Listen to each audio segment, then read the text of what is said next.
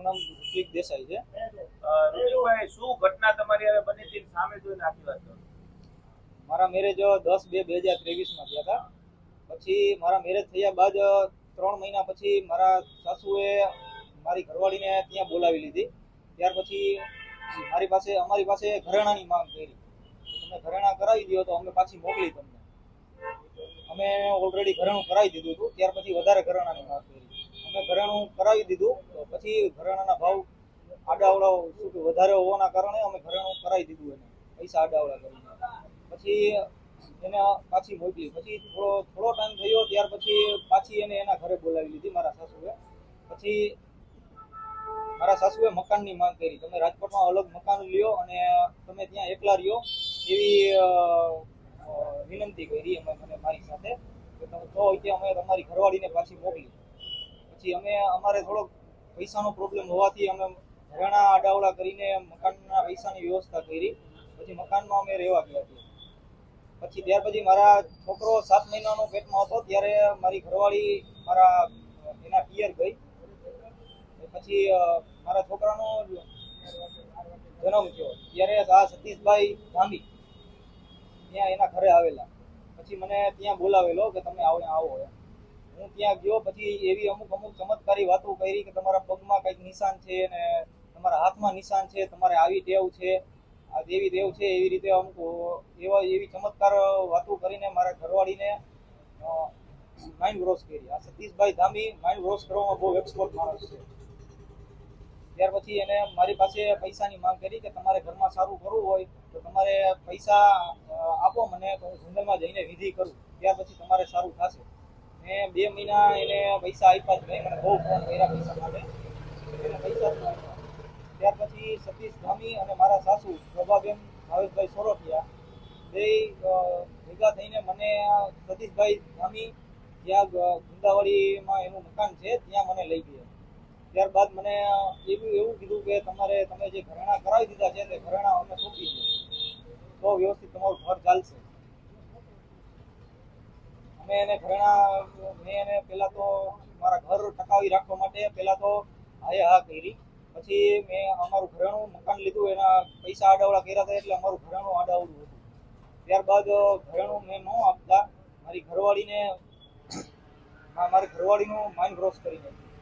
મારી ઘરવાળીનું mind wash કરી નાખ્યા બાદ મેં એને 16/2/2025 રોજ મેં એને મેસેજ કર્યો, વાત કરી કે તારે પૈસાની જરૂર છે તો હું આવું તો હું તને પૈસા આપી જાઉં. ત્યારબાદ એને મને સીધું કઈ બોલાચાલી વગર સીધું એવી રીતે કીધું કે મારે તમારી સાથે કંઈ રાખવું નથી અને આભાર, તમે મને પૈસાનું કીધું.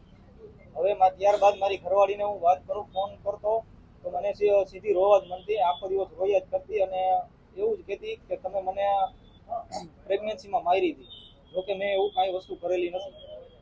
ત્યારબાદ આ ભુવાને મેં ફોન કરીને વાત કરી કે કેમ આવી રીતે તમે કરાવ્યું.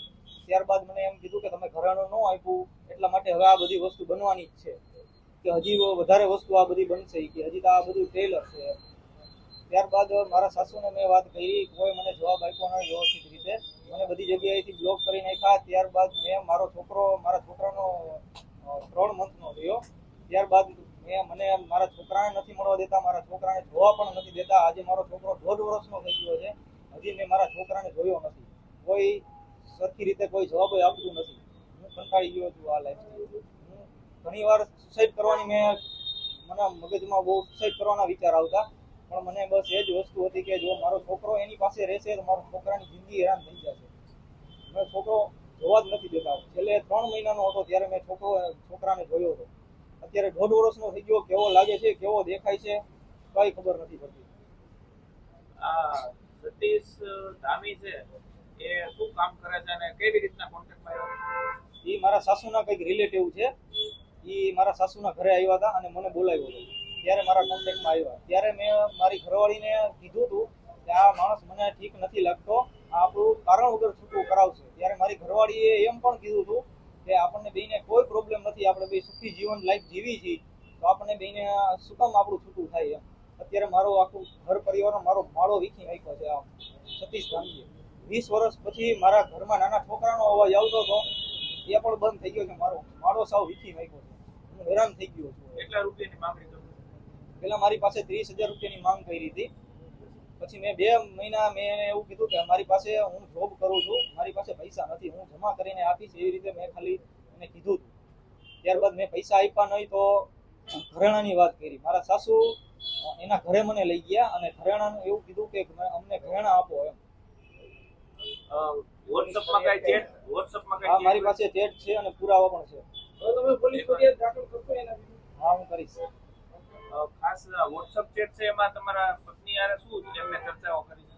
મારી પત્નીને મેસેજ કરેલા હતા, અમુક મેસેજ એને ડિલીટ પણ કરેલા હતા. મેં જોયું ત્યાં બધું અડધું ડિલીટ કરેલું હતું અને બધી વાત કરેલી હતી. મારી ઘરવાળીને એમ કહેતા કે ઋત્વિક તમને, મારું નામ ઋત્વિક છે, ઋત્વિક તમને 2027માં દગો આપશે, તને હેરાન કરી નાખશે. વિધિ કરવા માટે કેટલા રૂપિયા માંગ્યા હતા? વિધિ કરવા માટે હેરાન કરતા હતા? મારી પાસે 30,000 રૂપિયા માંગતા અને રોજ ફોન કરતા. એકવાર મને એને કંઈક વિલા છે ન્યારી ડેમ પાસે, ત્યાં પણ મને બોલાવેલો, પણ ત્યાં હું ગયો નહીં. ત્યાં શું વિધિ કઈ કરવાની શું હતી? વિધિ તમારા ઘરમાં સારું થઈ જશે, તમારે ઝઘડા નહીં થાય એવી વિધિ કરવાની હતી. એના માટે મારી પાસે 30,000ની માંગ કરી હતી. એ એમ કહેતા કે મારે હું જંગલમાં જઈને વિધિ કરીશ. આ તમારા જેવા બીજા લોકો છે એને શું કહેશો? મારી સાથે આ બનાવ બન્યો છે, બીજા કોઈ સાથે આ બનાવ ના બને એટલા માટે હું આ બધું કરું છું. ખાસ કરીને પોલીસે ફરિયાદ નોંધીને આ સતીશ દામીની ધરપકડ કરી દીધી. હવે તમે પોલીસ ફરિયાદ નોંધાવા જશો કે શું કરશો? કઈ રીતના પોલીસની મદદ લેશો? હું પોલીસ ફરિયાદ કરાવવા તૈયાર છું અને મારો આખું ઘર પરિવાર વીખી નાખ્યું છે. અત્યારે મારા ઉપર ખોટા કેસ પણ કર્યા છે, ભરણ પોષણના કેસ કર્યા છે મારા સાસુએ, અને બહુ મોટા અમાઉન્ટમાં રકમ માંગી છે. હવે શું માંગ તમારી? મારી બસ માંગ એ જ છે કે મને મારી પત્ની અને મારો છોકરો મને પાછો હાથ મળી જાય.